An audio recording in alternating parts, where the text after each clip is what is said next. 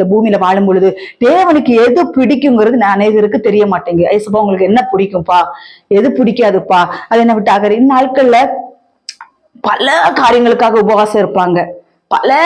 இந்த பூமி அடுத்த காரியங்கள் அத்தனை காரியங்களுக்காக உபவாசம் இருந்து ஜெபம் பண்ணுவாங்க. தேவைகள் தேவன் உபவாசம் ஜெபம் பண்ண கேட்காம இருப்பாரா? நிச்சயமா கேட்பாரு, கொடுப்பாரு.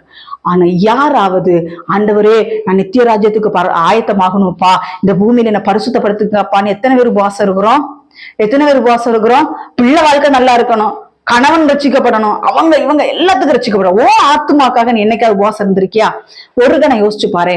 உன்னுடைய ஆத்துமாக்காக நீ ஒரு நாளாவது உபவாசம் இருந்து ஜெபம் பண்ணா ஆண்டவர் தெளிவின் ஆவியானவர் உன்னை தெளிவா வழி நடத்துவாரு. இது சரியில்லை, இது தப்பு, இப்படி நீ பண்றது தப்புங்கிறத தெளிவா உன்னை வழி நடத்துவார். அதனால இந்த நாட்கள் ஒரு முடிவெடுங்க. உங்க ஆத்துமாவுக்காக நீங்க உபவாசம் இருங்க. ஒரு நாள் ஒரு நேரமாவது நான்